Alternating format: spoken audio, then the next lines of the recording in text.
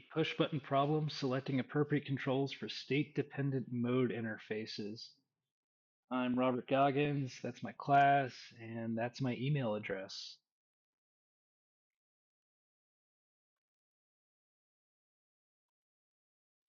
So I don't want to bury the lead on this.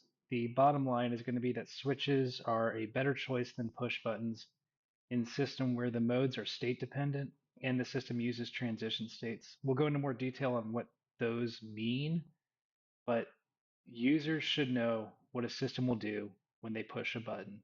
And in these situations, users don't really know what's going to happen when they push a button. And so I think switches will make a much better design choice. About me, my name's Robert Goggins. I'm an industrial and systems engineering graduate student at Louisville. I'm an instructor pilot in Black Hawk helicopters at Fort Rucker, Alabama. So I deal with flight school students a lot. This is the tail wheel lock button in my helicopter. I despise it and I want to change it. And this class has given me the knowledge I need to argue why it should be changed. If you look on the left side, that's just kind of a general display. When the tail wheel is locked, we see that second indication there. So the lights behind the translucent lock indication will light up. So we'll see a green light that says locked. When the tail wheel is unlocked, we'll get a light behind the unlock. So we'll see a green unlock light. And then finally, we have this state called a transition state or a transient state. And we'll see no indications during that. And that's generally what we'll see when we're going from lock to unlock or unlock to lock, and the system's moving back and forth, but hasn't completely established that use state yet. So here's an example. Right now, we are on the ground and the tail wheel is locked. So this is the indication that we'll see in the cockpit. If I press the button, this is what I'll see. Both lights turn out, and we will have this display while the system is trying to unlock. Once the system unlocks, this is what we'll see. So we get a positive indication in the cockpit that the tail wheel has successfully unlocked. So going back to this, we call it transient mode. We have no indications. So let me ask you a question here. What's the system doing and what happens when I press the button? And the answer to both of these is I don't know. So maybe I can use my brain and say it was locked. I pressed the button. It must be going to unlocked. And that's probably the case, but not necessarily. Just looking at it, I don't know if we are latched or armed. I don't know which direction the system's trying to go in because although I pressed the button, maybe the other pilot pressed the button too while I wasn't looking. And so we're going in the opposite direction than I think. This system also has a lot of components. Something could be broken. The tailwheel lock pin could be bent, which means that it can't unlock. It could be a broken pin, which means that it can't lock.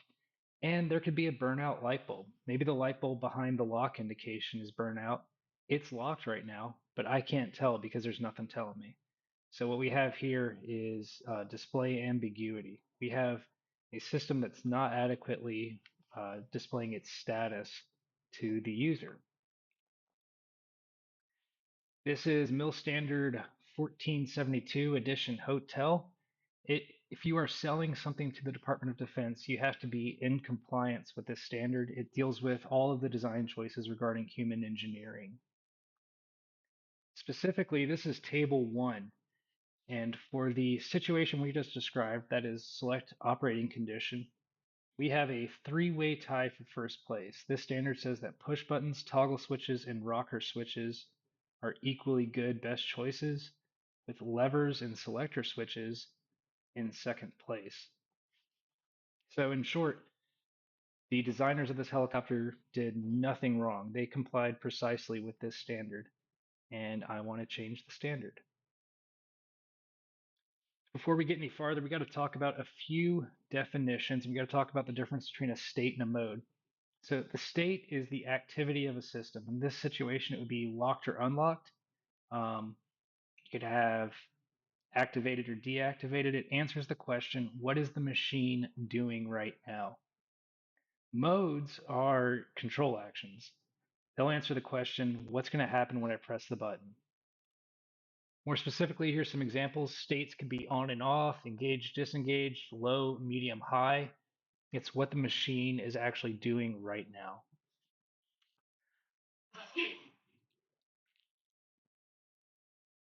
Modes, on the other hand, are the way that you're interacting with the controls. So the best example I can think of is caps lock.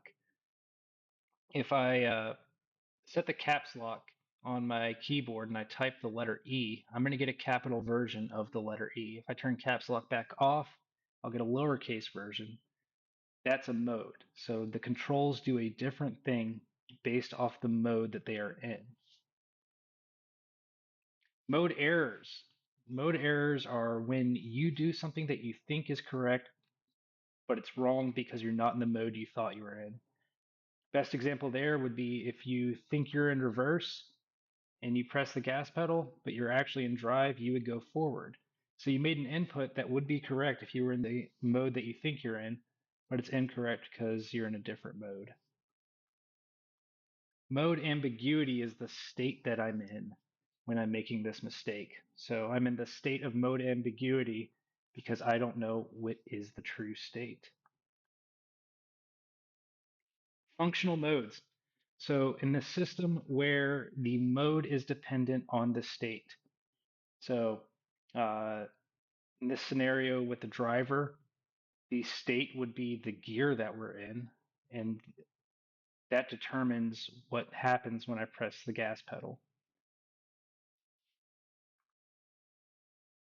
Transition states. So oftentimes when we are moving between functional states in a machine or system, it takes time for that transition to happen. So that transition state could be cycling through several substeps that are invisible to the user. And the problem really comes into place here when we're talking about functional modes in systems that use transition states. So how do we fight mode ambiguity? Well, we can reduce the number of modes. The fewer modes, the less likelihood that we'll run into a mode error. And the user should always know the true mode of the system. They should know what happens when they press a button. And again, especially important with functional modes because the mode might change because of a system change. And again, the user doesn't know what's going to happen. If there's a transition state, there's going to be a delay in the state change that causes a delay in the mode change.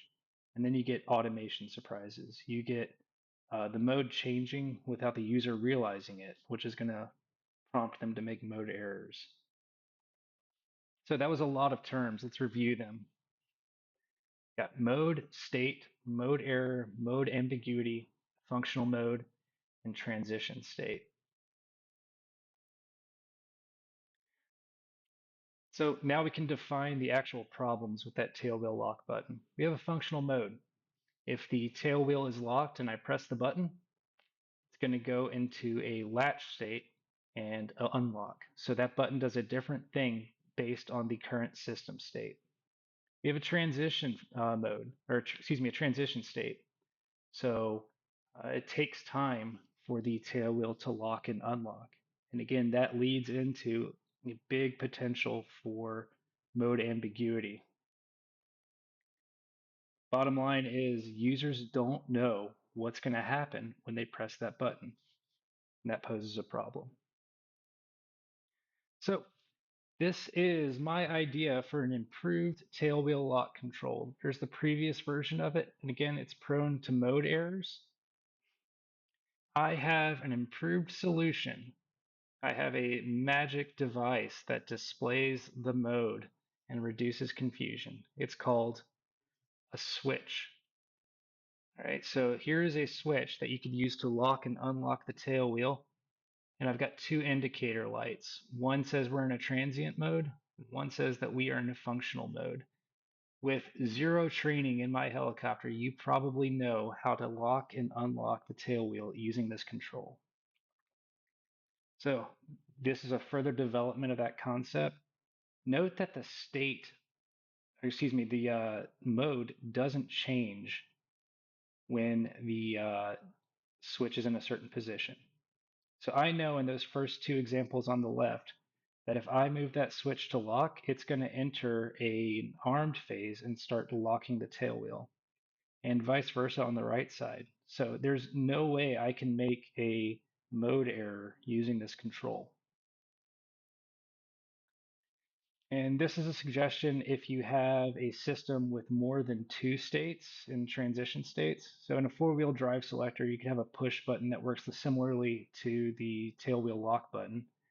And you'd have the same problems. You'd have situations where there's nothing illuminated and the user doesn't know what's going to happen when they press the button. Let's say they want to go from four-wheel drive high all the way back to two-wheel drive. Do they need to wait till the light shows low after they press the button before they can select two-wheel drive, or will pressing it twice in rapid succession take us back to two-wheel drive? There's no way for the user to know, and they're going to get confused pretty quickly by this control. If you go over to the right side, we have a selector switch. There's only one mode to this switch. We've reduced the number of modes to one. The user knows exactly what's going to happen when they manipulate this control. So I'm proposing a change to the military standard. The table one should use toggle switches and selector switches as the first choice, with push buttons relegated down. And here's a note that articulates in legalese exactly when the situation would call for a switch instead of a push button control. Okay, so why is this important? This seems like a minor annoyance. Why do we actually care about this?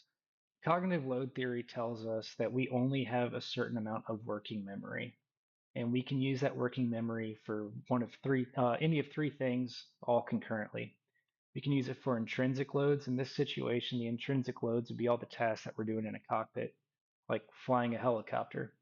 Germane load is that kind of higher order thinking, such as learning, uh, developing situational awareness, making plans, the kind of stuff that you really need to be able to do when you're operating. And finally, we have extraneous load. So that is the load consumed by things that shouldn't be consuming a load. They're things that are getting in the way of the other two load types. And worrying about what's going on with the tailwheel lock system constitutes an extraneous load. So to drive that theory home, we have three examples here. Note that the same amount of cognitive load is present in all three of these. We are we are spending the same amount of resources. We're just determining how much we're spending on different things. So example A would be going for a walk in a park, right? With your phone off, let's say that. So very little intrinsic load is being used for the act of walking. Very little extraneous load. You don't have any distractions. So you have a lot of germane load. You can let your mind wander. You can think about the situation. You can do some higher order thinking when you're going for a walk in a park. Example B is the helicopter the way it is right now. The intrinsic load increases because flying a helicopter is difficult. Extraneous load is high. We have a lot of distractions and annoyances that are taking our attention away from the germane load. And this final example, example C, would be under the proposed change. So we're reducing the extraneous load, which leaves more room to devote to germane load or to intrinsic load if we need to do more than one thing at the same time. So again, using more appropriate controls frees up intrinsic load and frees up cognitive load to be able to use for germane loads. There is a lot more research that can be done in this area. Remote work is getting much more popular since COVID-19. So there are likely systems out there that are being controlled by multiple operators on different remote computers. Physical switches aren't going to work in this context. Um, so we need to develop better displays that show current modes and accommodate for that transition state. And again, operators should always know what's going to happen when they operate a control. Also, we have systems with duplicate controls. Let's say we had two tailwheel lock buttons in the helicopter, and each one could only be reached by one of us. Or maybe it's a tandem helicopter where we're sitting one behind the other. And so it's impossible for us to have just one toggle switch or selector switch to use. We should develop better displays that show the current mode of the system so that operators know exactly what's going to happen when they press that button. So here's my conclusion.